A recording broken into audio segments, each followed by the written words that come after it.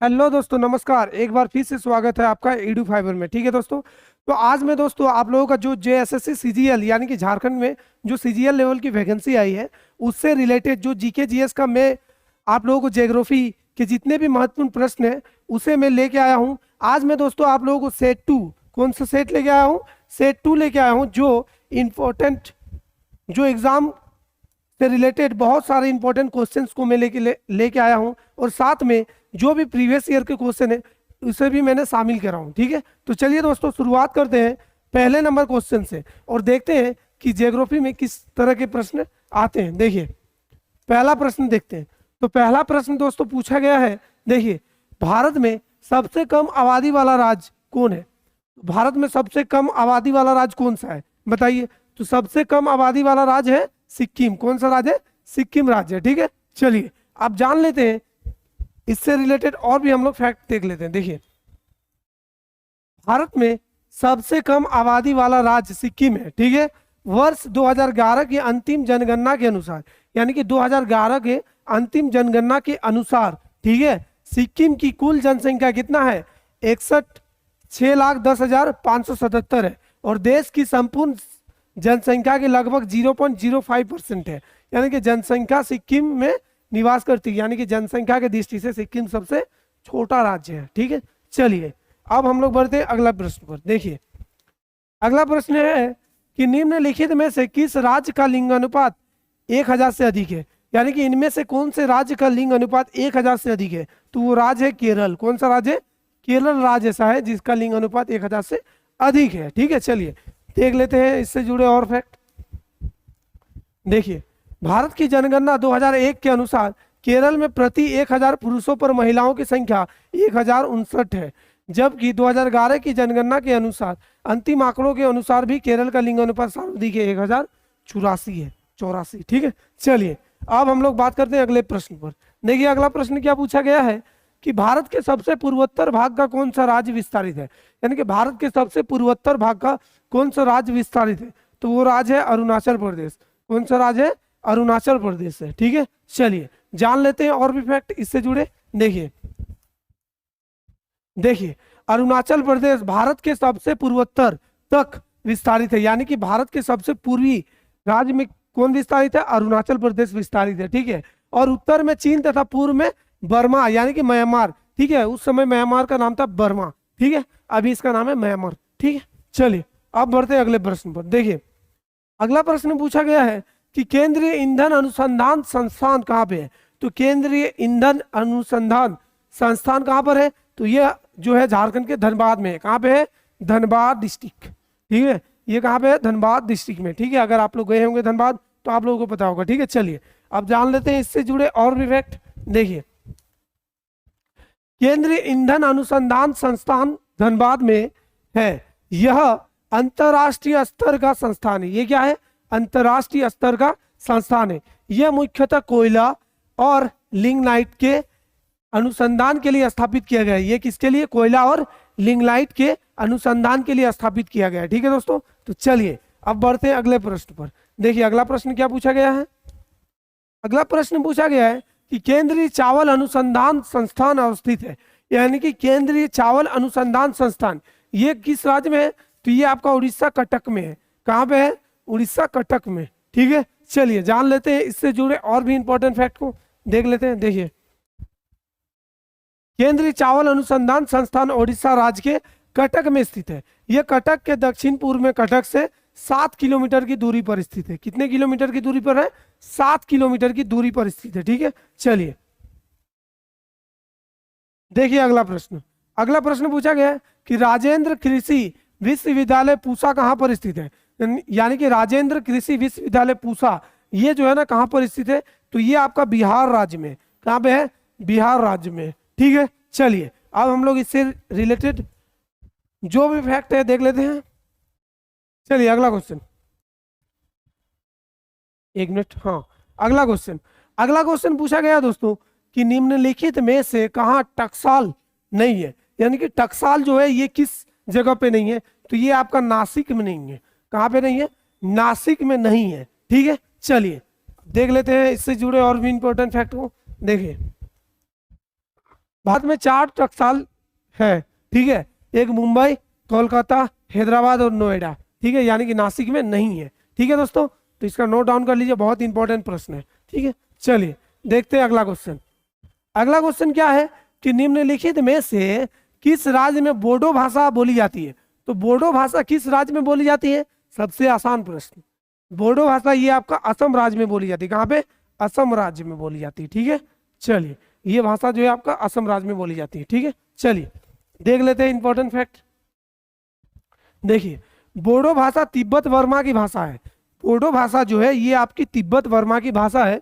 यह उत्तर पूर्वी भारत के बोडो जाति के लोगों द्वारा बोली जाती है, यानी कि उत्तर पूर्वी भारत के जो बोडो जाति के लोग हैं उनके द्वारा बोली जाती है, ठीक है। और बोडो असम की राजकीय भाषाओं में से एक है, यानी कि देखिए बोडो जो है असम की राजकीय भाषा भी है, ठीक है। और यह भारत के संविधान की अनुसूची में शामिल 22 भाषाओं में से एक है, यानी कि भारत की जो भाषा की सूची है उसमें 22 भाषाओं की जो सूची है उसमें शामिल एक भाषा बोडो भाषा भी है, ठीक है। चलिए बहुत ही इंपॉर्टेंट फैक्ट है, इसका नोट डाउन कर लीजिएगा, ठीक है। चलिए अब देखते हैं अगला प्रश्न। देखिए अगला प्रश्न में क्या पूछा गया है कि त्रिपुरा में कौन सी भाषा बोली जाती है? तो हमारे जो त्रिपुरा राज्य है वहाँ पे कौन सी भाषा बोली जाती है? तो वहाँ पे बंगाली बोली जाती है। क्या बोली जाती है? बंगाली भाषा। तुम्ही केमन आछो, आप लोगों को पता है ना, तुम्ही केमन आछो, आपनी खा लेन, ठीक है। तो इस तरह के जो भाषा है बंगाली भाषा, ठीक है, पश्चिम बंगाल में चलता है, तो ये भाषा त्रिपुरा में भी बोला जाता है, ठीक है। अगर आप लोगों का बंगाली दोस्त होगा तो आप लोगों को पता होगा, ठीक है। मेरा तो दोस्त है, वो लोग बोलते हैं तुम ही खाबार खा ले, ठीक है से। चलिए अब देखते हैं अगला प्रश्न। देखिए इससे रिलेटेड फैक्ट देख लेते हैं कि बंगाली त्रिपुरा की एक महत्वपूर्ण एवं मुख्य भाषा, यानी कि त्रिपुरा की एक महत्वपूर्ण और मुख्य भाषा है। यह त्रिपुरा सरकार की एक प्रशासनिक भाषा है, और यह जो है ना त्रिपुरा सरकार की एक प्रशासनिक भाषा है। यहाँ की 80% से अधिक जनसंख्या इस भाषा को बोलता है, यानी कि यहाँ के 80% से अधिक जनसंख्या इस भाषा को बोलता है। किसको? बंगाली को, ठीक है। तुम्ही केमन आछो, तुम्ही खाबार खा ले, ठीक है। तो इस तरह के बंगाली भाषा को बोला जाता है त्रिपुरा में, ठीक है। जैसे ये पश्चिम बंगाल की प्रशासनिक भाषा भी है, ये जो भाषा है ना ये पश्चिम बंगाल की प्रशासनिक भाषा भी है, ठीक है। चलिए अब देखते हैं अगला प्रश्न। देखिए अगला प्रश्न क्या है कि मणिकरण स्थित विद्युत संयंत्र भूतापी ऊर्जा पर आधारित है, जो कहां पर है? ये आपको मिल जाएगा हिमाचल प्रदेश में। कहां पर है? मणिकरण स्थित विद्युत संयंत्र, ठीक है, भूतापी ऊर्जा का ये कहां पे है? हिमाचल प्रदेश में, ठीक है। चलिए और भी जान लेते हैं इससे जुड़े हुए महत्वपूर्ण फैक्ट को। देखिए मणिकरण स्थित विद्युत संयंत्र भूतापी ऊर्जा पर आधारित ये हिमाचल प्रदेश राज्य में पर्वतीय नदी घाटी में, कहां पे है? पर्वतीय नदी घाटी पर है, ठीक है। चलिए अब देखते हैं अगला प्रश्न। देखिए अगला प्रश्न क्या पूछा गया है कि यमुनोत्री, गंगोत्री, केदारनाथ और बद्रीनाथ 4 धाम पवित्र स्थान है, कहां पे है? ये आपका उत्तराखंड में है। कहां पे है? उत्तराखंड, ठीक है। अगर आप लोग कभी गए होंगे ऋषिकेश, केदारनाथ, बद्रीनाथ, तो ये आपको मिलेगा उत्तराखंड में, ठीक है। चलिए अब बढ़ते हैं अगले प्रश्न पर, देख लेते हैं फैक्ट इसका। देखिए यमुनोत्री, गंगोत्री, केदारनाथ और बद्रीनाथ 4 धाम पवित्र स्थान जो उत्तराखंड में स्थित है। केदारनाथ मंदिर भगवान शिव को, जबकि बद्रीनाथ मंदिर भगवान विष्णु को समर्पित है। यानी कि केदारनाथ मंदिर जो है भगवान शिव को समर्पित है और बद्रीनाथ ये आपका भगवान विष्णु को समर्पित है, ठीक है। चलिए अब बढ़ते हैं अगले प्रश्न पर। देखिए अगला प्रश्न है, ठीक है, स्थित कंचनजंगा। देखिए कंचनजंगा, ठीक है, सबसे ऊंची चोटी है, ठीक है। तो ये किस राज्य में? तो ये आपका सिक्किम राज्य में है। किस राज्य में? कंचनजंगा जो है आपका सिक्किम राज्य में। कौन से राज्य में? सिक्किम राज्य में, ठीक है। चलिए अब देख लेते हैं इससे जुड़े और भी फैक्ट। देखिए फैक्ट क्या है कि सिक्किम में स्थित कंचनजंगा भारत की सबसे ऊंची चोटी है। यह बृहद हिमालय में स्थित है तथा यह विश्व की तीसरी सबसे ऊंची चोटी है, ठीक है। ये बृहद हिमालय में है, ठीक है, हिमालय की बृहद भाग में, और ये विश्व की तीसरी सबसे ऊंची चोटी भी है, ठीक है। चलिए अब देखते हैं अगला क्वेश्चन। देखिए अगला क्वेश्चन क्या पूछा गया है कि भारत में शंकुधारी वन कहाँ पाए जाते हैं? तो भारत में शंकुधारी वृक्ष कहाँ पे पाए जाएंगे? हिमालयी क्षेत्र में। कहाँ पे? हिमालयी क्षेत्र में पाए जाएंगे, ठीक है। शंकुधारी वृक्ष, ठीक है, यानी कि पत्ता ऐसे रहेगा झुका हुआ, ठीक है, एकदम इस टाइप का शंकु, ठीक है, एकदम झुका हुआ रहता है पत्ता, ठीक है। चलिए अब देख लेते हैं इससे जुड़े और भी फैक्ट। भारत में शंकुधारी वन हिमालय पर्वत पर पाए जाते हैं। ये वन ऊंचाई पर ही अधिकतर पाए जाते हैं, ठीक है। और कोई अगर आपसे पूछे कि ये वन ऊंचाई पर पाए जाते हैं तो शंकुधारी क्यों होते हैं, क्योंकि इस पेड़ की जो टहनी होती है वो जो होती है भार को नहीं रख सकती, इसीलिए वो इस टाइप की होती है कि उस पर अगर बर्फ गिरे या पानी गिरे तो वो नीचे चला जाए आसानी से, ठीक है। चलिए अब देखते हैं अगला प्रश्न। देखिए अगला प्रश्न पूछा गया है कि भारत में चंदन की लकड़ी के लिए प्रसिद्ध है। बताइए, आप लोगों ने पुष्पराज देखा ना, पुष्पराज झुकेगा नहीं, ठीक है। तो चंदन की लकड़ी का व्यापार करता है, तो आपको बताना है कि भारत में किस क्षेत्र में चंदन की लकड़ी प्रसिद्ध है। बताइए, कर्नाटक में है। कहाँ पे? कर्नाटक में चंदन की लकड़ी बहुत ज्यादा प्रसिद्ध है, ठीक है। चलिए अब देख लेते हैं इससे जुड़े और भी फैक्ट को। देखिए भारत में चंदन की लकड़ी का सबसे बड़ा उत्पादक राज्य क्या है? कर्नाटक। कौन सा राज्य है? कर्नाटक है, ठीक है। चलिए अब देखते हैं अगला प्रश्न को। देखिए अगला प्रश्न पूछा गया है कि निम्नलिखित में से किन पहाड़ियों पर उष्णकटिबंधीय सदाबहार वन पाए जाते हैं। यानी कि उष्णकटिबंधीय सदाबहार वन सदा क्या रहेगा? हरा भरा, लेकिन पहाड़ी क्षेत्र में पाया जाएगा। तो इसको किस तरह के कहाँ पाया जाएगा? ये पाया जाएगा नीलगिरी पहाड़ियों पर। कहाँ पर? नीलगिरी। और नीलगिरी कहाँ पर है? मैंने आपको बताया था कि ये आपका क्या कौन सा घाट है? पश्चिमी घाट, ये आपका पूर्वी घाट। ये दोनों घाट जहाँ पे मिल रहा है इस क्षेत्र को नीलगिरी के नाम से जाना जाता है, ठीक है। यहाँ पे नीलगिरी बायोस्फीयर रिजर्व है, ठीक है। चलिए अब जान लेते हैं इससे जुड़े और भी इंपॉर्टेंट फैक्ट। देखिए देखिए एक सेकंड। चलिए उष्णकटिबंधीय सदाबहार वन 200 सेंटीमीटर से अधिक वर्षा वाले क्षेत्र में पाए जाते हैं, ठीक है। उष्णकटिबंधीय सदाबहार वन कहाँ पाए जाएंगे? जहां पे 200 सेंटीमीटर से ज्यादा बारिश होता है। इसके 3 प्रमुख क्षेत्र है, महाराष्ट्र, कर्नाटक और केरल राज्यों में पश्चिमी घाट पर, ठीक है। महाराष्ट्र, ठीक है, महाराष्ट्र, कर्नाटक और केरल राज्य में पश्चिमी घाट पर पाए जाते हैं, ठीक है। जहाँ 600 से 1800 मीटर की ऊंचाई पर अंडमान निकोबार एवं लक्षद्वीप और पश्चिम बंगाल तथा असम में 1200 मीटर ऊंचाई तक के क्षेत्र में नीलगिरी पहाड़ियों पर उष्णकटिबंधीय सदाबहार वन पाए जाते हैं। उष्णकटिबंधीय सदाबहार वन पाए जाते हैं, ठीक है। चलिए अब बढ़ते हैं अगले प्रश्न पर। देखिए अगला प्रश्न क्या पूछा गया है कि निम्नलिखित में से कौन सा एक पारिस्थितिक तंत्र पृथ्वी के सर्वाधिक क्षेत्र पर फैला हुआ है। तो पृथ्वी के सबसे ज्यादा क्षेत्र में, क्या आपको अगर भेज दे अंतरिक्ष, शक्तिमान देखे आप लोगों ने? शक्तिमान देखा हो ना बचपन में? तो शक्तिमान जब बाहर निकलता है पृथ्वी से तो पूरा पृथ्वी कैसा दिखता है? नीला। यानी कि यहाँ पे किस तरह का पारिस्थितिक तंत्र पाया जाता है? जलीय, यानी कि सामुद्रिक। किस तरह के पाए जाएंगे? सामुद्रिक पाए जाएंगे, ठीक है। क्योंकि पृथ्वी के हम लोग को पता है कि 3 भाग में क्या है? पानी है, 1 भाग में स्थल है, तो पूरा पृथ्वी में क्या दिखेगा? पानी ही दिखेगा ना।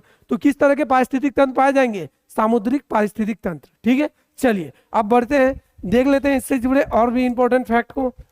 चलिए अगला प्रश्न देखते हैं, ठीक है। अगला प्रश्न क्या पूछा गया कि मैंग्रोव किसे कहा जाता है? देखिए मैंग्रोव किसे कहा जाता है? तो ये एक प्रकार का वन है, मैंग्रोव वन, ठीक है। जैसे सुंदर वन डेल्टा को आप लोग जानते हैं, दुनिया का सबसे बड़ा नदी डेल्टा, सुंदरवन डेल्टा, ठीक है। यहाँ पे मैंग्रोव वन पाए जाते हैं। तो ये किसका होता है? लवण कक्ष का एक प्राकृतिक वन है, ठीक है। ये इसकी जो जड़ होती है ना पानी में समाया हुआ रहता है, ठीक है। और इसका काम होता है जब भी कोई सुनामी आए या कुछ तरह का बाढ़ आए तो ये वन क्या करता है? रक्षा करता है आसपास के क्षेत्रों को, ठीक है। बाढ़ को आने से रोकता है, ठीक है।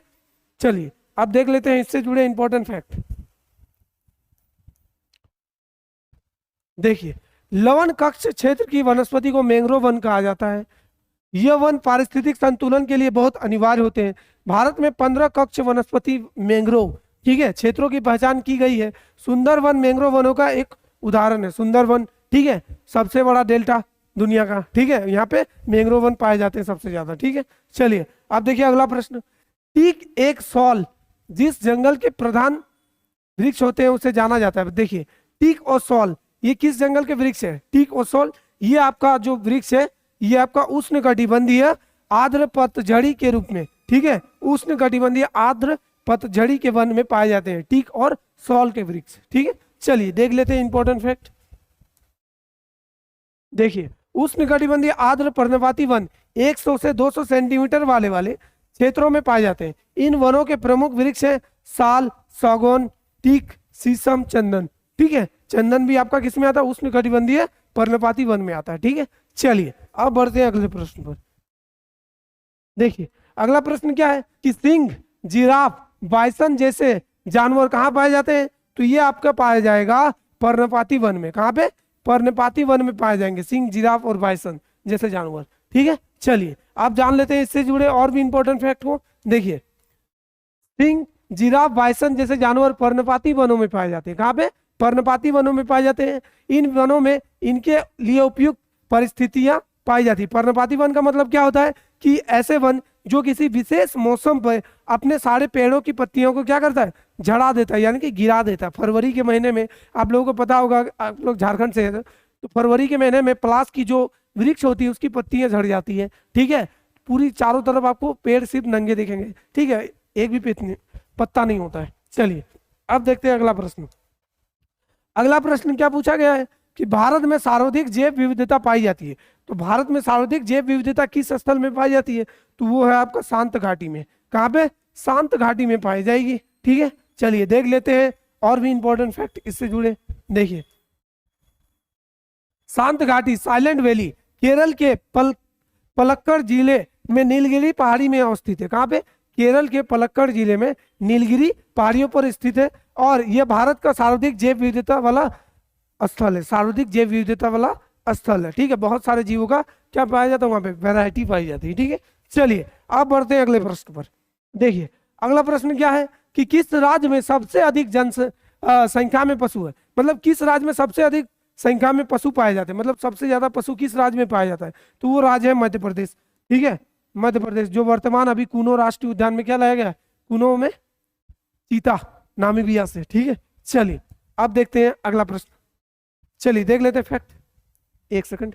चलिए, भारत में पशुधन में अग्रणी राज्य उत्तर प्रदेश, जहां भारत में कृषि मंत्रालय के अंतर्गत पशुपालन, डेयरी और मत्स्य विभाग के 19वीं पशु जनगणना के अनुसार वर्ष 2012 में उत्तर प्रदेश में इतना पशु है और उपयुक्त विकल्पों में ये है। तो देख लीजिए, पंजाब है, हरियाणा, मध्य प्रदेश, तमिलनाडु। ठीक है, चलिए अब बढ़ते हैं अगले प्रश्न पर।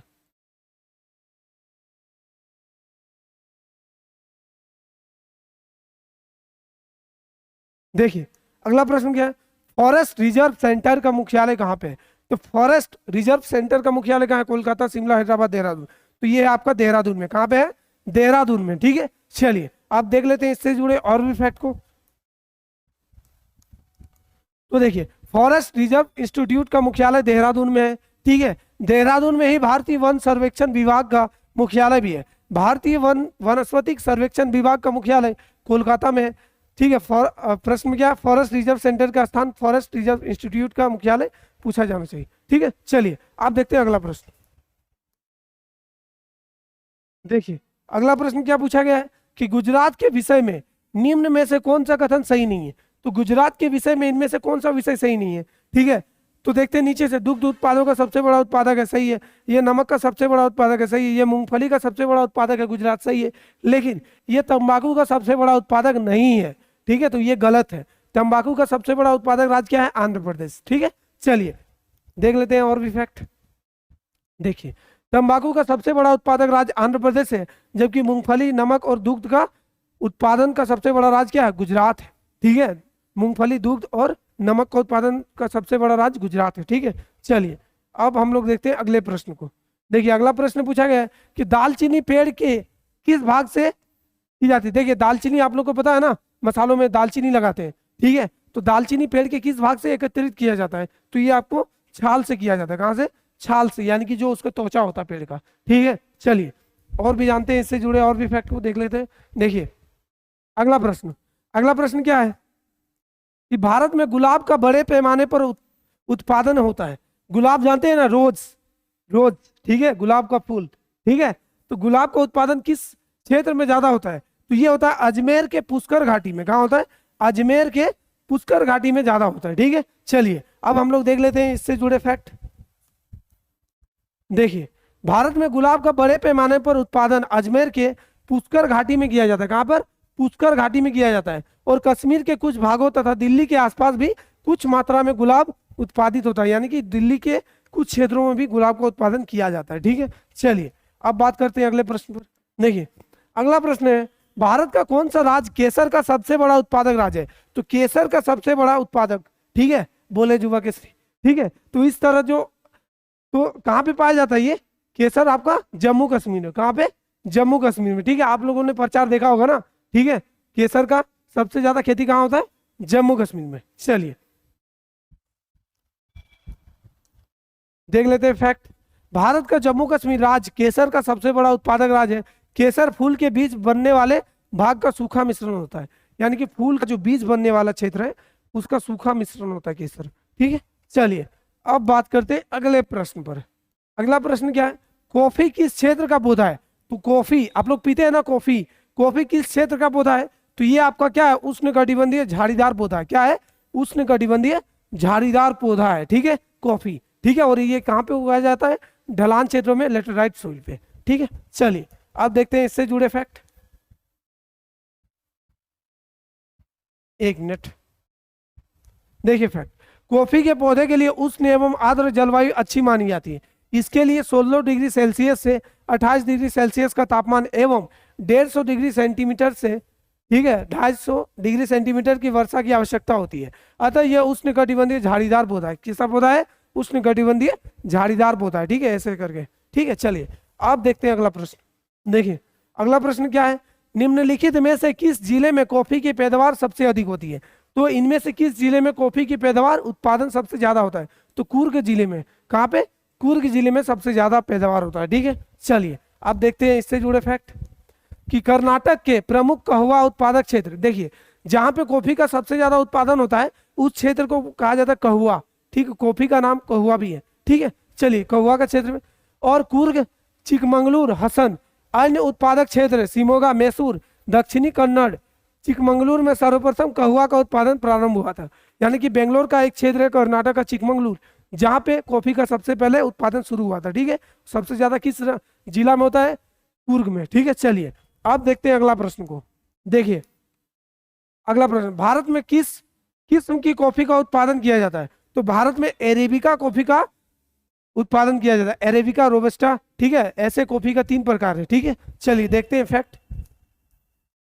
देखिए भारत में कॉफी का उत्पादन अलग अलग मौसम परिस्थितियों में होता है। अधिक उतास वाले कुछ ऐसे अरेबिका के मृदु क्वालिटी के लिए उपयुक्त है। ठीक है, जबकि गर्म आर्द्र परिस्थिति में रोबस्टा, ठीक है, अरेबिका रोबस्टा के लिए उपयुक्त। और भारत में कॉफी की इन्हीं 2 किस्मों को उगाया जाता है, लेकिन टोटल कितनी किस्में कॉफी के? 3 किस्में। ठीक है, चलिए अब बात करते हैं अगले प्रश्न। चलिए देखिए अगला प्रश्न और अंतिम प्रश्न।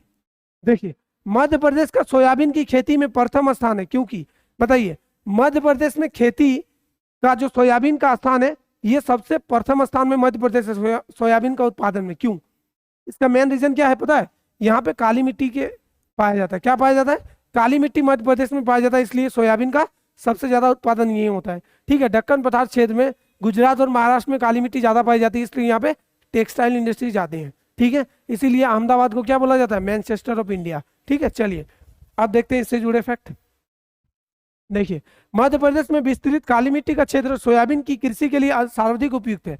उपयुक्त भौगोलिक दशाओं के कारण ही मध्य प्रदेश में सबसे अधिक सोयाबीन का उत्पादन किया जाता है। इस राज्य को सोया प्रदेश भी के नाम से भी जाना जाता है, यानी कि मध्य प्रदेश को सोया प्रदेश के नाम से भी जाना जाता है। ठीक है दोस्तों, तो ये थे दोस्तों आपके जीके जीएस के इकोनॉमिक्स, नहीं सॉरी, जो ज्योग्राफी के सेट 2 है इसको मैंने आसान और सरल भाषा से करवाया, जिसमें आपके बहुत सारे इंपॉर्टेंट प्रश्नों को मैंने इजी वे में बताया, और इन सारे प्रश्नों से क्वेश्चन आ भी सकते हैं। ठीक है, और साथ ही इनमें उन सारे प्रश्नों को भी शामिल किया गया है जो विगत वर्ष में पूछे गए हैं। ठीक है दोस्तों, तो अगर आप जेएसएससी सीजीएल का तैयारी कर रहे हैं तो हमारे चैनल ईडू फाइवर से जुड़ जाइए।